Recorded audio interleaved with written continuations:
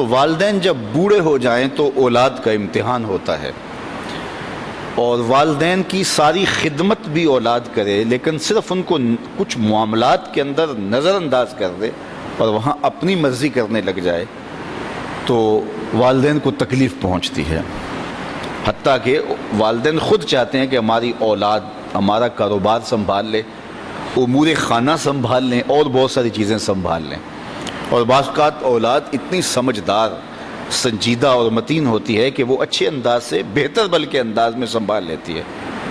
لیکن والدین کو اگر وہ نظر انداز کریں اور کسی معاملے میں پوچھیں نا تو ان کو ایک اپنے اختیارات سمٹتے ہوئے دکھائی دیتے ہیں اور وہ تنہائی محسوس کرتے ہیں۔ تو اولاد اگر صرف اپنے والدین سے پوچھ لے تو والدین تو چاہتے ہیں کہ سب کچھ ان پہ نچھاور کر دیں، ایک والدین ہی تو ایسے ہیں کہ جو اپنی اولاد کو اپنے سے آگے دیکھنا چاہتے ہیں، لیکن اولاد اگر نظر انداز کرنے لگے تو یہ رویہ والدین کے لیے اذیت کا، تکلیف کا سبب ہوتا ہے۔ اور اگر اولاد اتنی سرکش ہو جائے کہ اپنے والدین کو دقیانوس سمجھنے لگ جائے، حالات سے بے خبر جاننے لگ جائے تو یہ والدین کے لیے اس سے بھی زیادہ تکلیف کا سبب ہے۔ اور اگر وہ والدین کو مداخلت بھی نہ کرنے دیں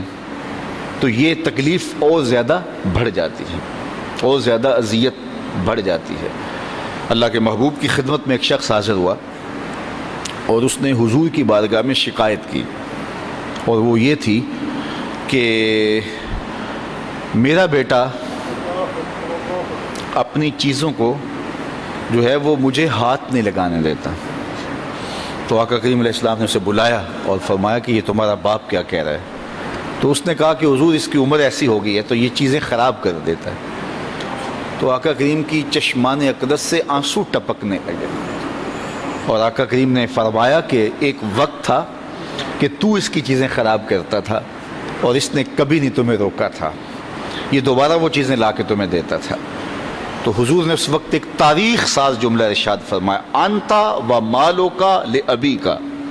فرمایا تو بھی، تیرا مال بھی تیرے باپ کا ہے، وہ تیرے مال میں، تیرے معاملات میں جس طرح چاہے تصرف کر سکتا ہے، اللہ نے اس کو اختیار دیا۔ تو ماں باپ کی خدمت یہ سعادت مندی کا راستہ ہے،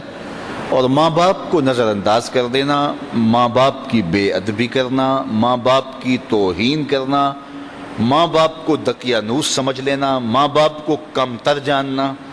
ماں باپ کے لیے رویوں میں سختی پیدا کر دینا، بلکہ فرمایا قرآن مجید میں کہ اپنے بازوں کو سکیڑ لو۔ پرندہ جب اڑتا ہے اور اڑان بھرتا ہے تو بازو پھیلاتا ہے اور پھر وہ اڑان بھرتا ہے، اور جب اس نے دوبارہ زمین پہ آنا ہوتا ہے تو بازوؤں کو سمیٹتا چلا جاتا ہے۔ تو بازوؤں کو سمیٹتا ہے تو وہ زمین کی طرف اترتا ہے۔ تو کہا کہ کتنی خوبصورت مثال قرآن نے دی ہے کہ اپنے والدین کے لیے بازوؤں کو سکیڑ لو۔ تم افسر ہو، تم مفتی شہر ہو، تم حاکم شہر ہو، تم بہت بڑے بزنس مین ہو، تم علامۃ الدہر ہو، تم صاحب تحقیق ہو، تم صاحب فتویٰ ہو، تم عقل و بینش کے امام ہو، تم بہت بڑے دانشور ہو، تم بہت بڑے ذہین فتین شخص ہو، تمہاری عظمتوں کا زمانہ لوہا مانتا ہے، دنیا کی دانش گاہوں میں تجھ سے لوگ دنیا گزارنے کے گر سیکھتے ہیں، لیکن جب تم اڑان بھرو تو اس وقت تم مفتی رہو، اس وقت تم فقیہ شہر بنو، اس وقت تم جو ہے وہ بہت کامیاب بزنس مین بن کے پرواز کرو، اس وقت تم بہت بڑے مانے ہوئے پروفیسر کہلاؤ، تم اپنے فن کے ڈاکٹر اور ماہر کہلاؤ،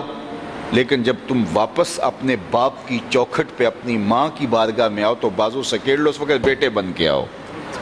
اس وقت تمہارے ساتھ جو مفتی کا ٹائٹل ہے، عالم کا ٹائٹل ہے، پروفیسر کا ٹائٹل ہے، ڈاکٹر کا ٹائٹل ہے، کامیاب بزنس مین کا ٹائٹل ہے، وزیر اور مشیر کا ٹائٹل ہے، وہ اتر جائیں بازو سکیڑ کے، تم ایک بیٹے بن کے ماں کی آغوش، ماں کی خدمت میں اور اس کے حضور اور باپ کے حضور بیٹھو، تو یہ ان کے لیے تسکین کا سبب ہے۔ اور اب جب دوبارہ اڑان بھرو گے تو اللہ تعالیٰ تمہیں اور زیادہ عزتوں سے نوازے گا۔ تو فرمایا کہ اپنے بازوؤں کو سکیڑ لو۔ اللہ اکبر، کتنی خوبصورت بات ارشاد فرمائی، اور فرمایا کہ ان کے سامنے ادب کا لحاظ رکھو، تلقین ادب کی، اف تک نہ کہو۔